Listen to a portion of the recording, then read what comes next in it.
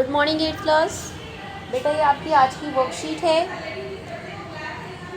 Worksheet number है आपका ये 11। इससे पहले हमने जो पढ़ा है वो व्यापार से साम्राज्य तक आपने पढ़ा है, वो लेसन हमने पूरा किया है। इसके बाद अब हम जो पढ़ रहे हैं ये आपका सामाजिक और राजनीतिक जीवन की किताब का चैप्टर है, हाशियाकरण की समझ।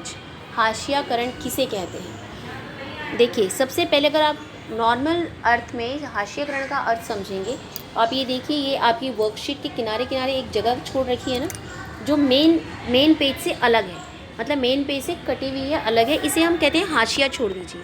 मतलब अर्थ है इसका अलग हिस्सा।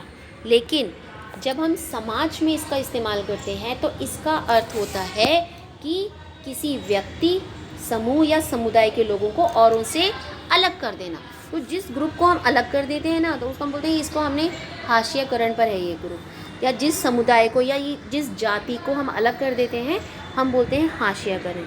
तो हाशियाकरण का मतलब होता है किसी व्यक्ति, समूह या समुदाय के लोगों को औरों से अलग कर देना या उनको कम समझना और समाज से बेदखली का एहसास कराना। जैसे समझ लीजिए अलग है, इसमें हम कुछ नहीं लिख रहे हैं, तो ऐसे ही एक ऐसा वर्ग जिसको हम समाज से बेदखल कर देते हैं उसे हम हाशियाकरण कहते हैं।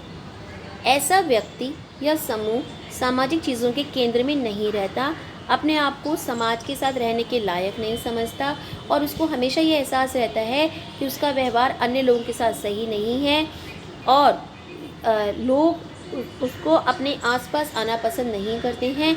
समाज का यह तबका राजनीतिक, आर्थिक और सामाजिक भागीदारी से वंचित, मतलब उससे कटा हुआ रहता है और अपना एक अलग वर्ग बना के रहता है। अर्थात हाशियाकरण का अर्थ है कुछ ऐसे लोग या ऐसे समूह या ऐसी जाति जो मुख्य समाज का अंग नहीं बन पाती किसी भी कारण, चाहे अपनी आर्थिक स्थिति के कारण, चाहे अपनी जाति के कारण, चाहे अपने रंग के कारण, किसी भी कारण से वो अपने आप को मुख्य समाज का अंग नहीं समझते हैं, अपने आप को अलग समझते हैं। उन्हें लगता है अगर वो उनके बीच में जाएंगे तो उन्हें एक इन्फीरियरिटी कॉम्प्लेक्स हो जाएगा या उन्हें कम समझा जाएगा। तो इस कारण से वो मुख्य धारा में भाग भी नहीं लेते हैं, किसी भी प्रकार की अपनी भागीदारी नहीं देते हैं। ठीक है, अब ये हाशियाकरण क्यों होता है भाई? क्यों अपने आप को अलग क्यों समझता है व्यक्ति और उनसे कम क्यों समझता है भाई? या तो वो गरीब है, या उसके रीति रिवाज सबसे अलग हैं, या उसकी जो सामाजिक स्थिति है वो और उनसे कम है, या उसकी भाषा अलग है, या और भी कारण आप समझते हैं, उसका रंग और उनसे अलग है, या और उनसे वो अलग दिखता है, इस कारण से वो अपने आप को अलग समझता है। मान लीजिए आपकी क्लास में कोई एक आदिवासी बच्चा आ जाता है, ठीक है, अब वो बच्चा कुछ अलग भाषा बोलता है तो वो आप सबसे कैसे रहेगा? अलग अलग रहेगा, क्योंकि वो आपकी भाषा नहीं समझ पाएगा। क्लास में कोई फंक्शन होगा, आप कोई चीज़ सेलिब्रेट करेंगे, वो उसमें भाग नहीं लेगा क्योंकि उसको वो लगेगा नहीं भाई मैं इनके लायक नहीं हूँ, तो वो अपने आप एक अलग से रहेगा। तो इस तरह से उसको हाशियाकरण का एहसास होगा, उसको लगेगा कि वो इन सबसे अलग है। कई बार लोग इस समूह को दुश्मनी या डर की नज़र से भी देखते हैं। अलग थलग होने की वजह से इस वर्ग के लोग न तो किसी सरकारी योजनाओं का लाभ उठा सकते हैं, ना ही संसाधनों का उचित मौक़ों का, साथ ही साथ वो अपने अधिकारों के लिए भी आवाज़ नहीं उठाते हैं। अगर उनका कोई भेदभाव होता है, कुछ गलत बात होती तो भी वो आवाज़ नहीं उठाते हैं। वैसे व्यक्तियों जिनके पास धन और भूमि है, जो ज़्यादा शिक्षित हैं, उनके मुकाबले ये अधिक असहाय होते हैं। अब जैसे एक हाशियाई ग्रुप का हम एक उदाहरण लेते हैं, जैसे मान लीजिए आदिवासी। आदिवासी शब्द का वैसे अर्थ होता है मूल निवासी। ठीक है, ऐसा समुदाय जो हमेशा जंगलों के साथ ही जीते आए हैं, उन्हें बाहर के बारे में ज़्यादा जानकारी नहीं है, उन्होंने अपना जीवन जंगलों के साथ बिताया है और कई जगह आज भी उसी तरह का जीवन जी रहे हैं। भारत के कई राज्यों में लगभग 8% आबादी आदिवासियों की है। आदिवासियों अपने पुरखों के गांव और प्रकृति की उपासना मतलब पूजा करते हैं। प्रकृति मतलब पर्वत, नदी, पशु आदि को अपना निवास स्थान मानते हैं।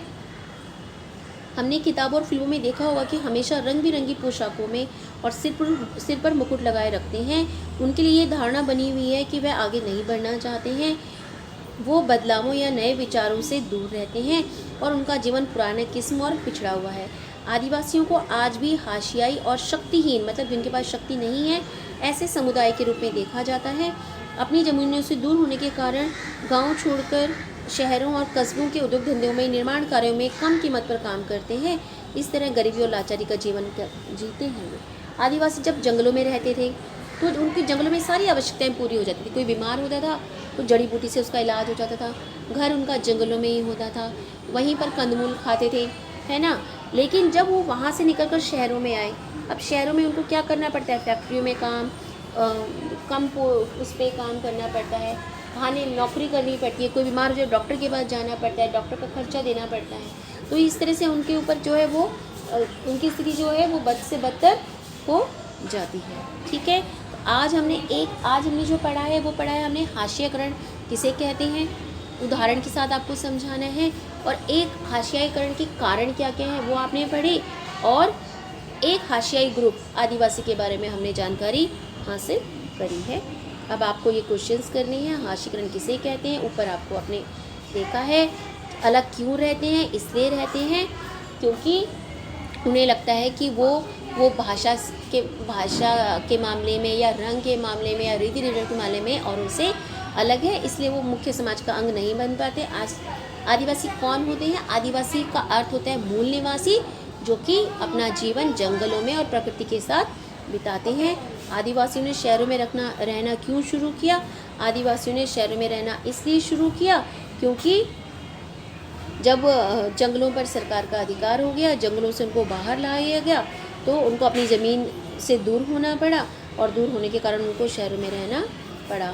आपके विचार में हाशियाई लोगों की समझों को सम्मान कैसे मिल सकता है? अब आप मुझे खुद सोच कर बताएं कि कैसे हम इस ग्रुप को सम्मान दिलाएं, कैसे हम इस ग्रुप के मन में, ये जो हाशियाई समुदाय है, इसके मन में ये विचार डालें कि आप भी मुख्य समाज का अंग हैं और आपको भी दूसरों की तरह जीवन जीने का अधिकार है। ये आपको इसमें 2 या 3 पॉइंट्स में लिखना है। तो ये आपकी आज की वर्कशीट है, सभी बच्चे इसको ध्यान से करें।